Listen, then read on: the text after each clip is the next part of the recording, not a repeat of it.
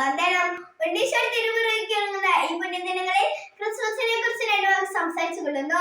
ദൂതൻ അവരോട് പറഞ്ഞു, ഭയപ്പെടേണ്ട, ഇത് സകല ജനത്തിനു വേണ്ടിയുള്ള വലിയ സന്തോഷത്തിന്റെ സദ്വാർത്ത ഞാൻ നിങ്ങളെ അറിയിക്കുന്നു.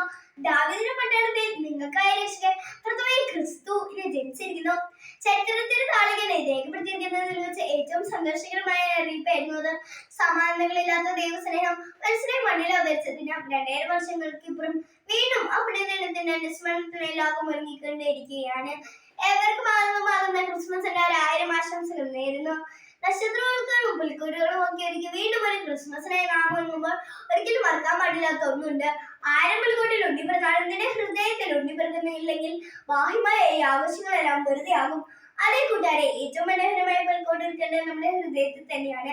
അനുദിന വിശുദ്ധ ബലിയും സുഹൃത്ത ജപങ്ങളും കൊച്ചു കൊച്ചു ത്യാഗപ്രവർത്തികളും മെനയുന്ന പുൽക്കൂടാണ് നമ്മുടെ ഹൃദയത്തിൽ ഉണ്ണീശോ ഒന്ന് പറിക്കണം. അപ്പോൾ നമ്മൾ ഉണ്ണീശോയെ പോലെ ജ്ഞാനത്തിലും പ്രായത്തിലും ദൈവത്തിനും മനുഷ്യനെയും പ്രീതി കൊണ്ടു വരുന്നവരാകും.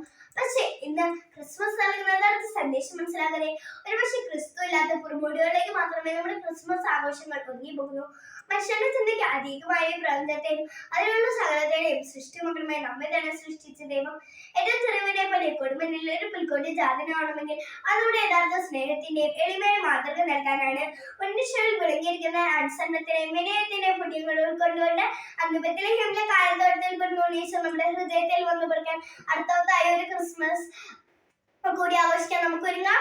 മണ്ണുമണ്ണും ഒരേപോലെ സന്തോഷിക്കുന്ന ആ പുണ്യദിനത്തിന്റെ ആശംസകൾ ഒരിക്കൽ കൂടി നേർന്നുകൊണ്ട് എന്റെ വാക്കുകൾ നിർത്തുന്നു. നന്ദി, നമസ്കാരം.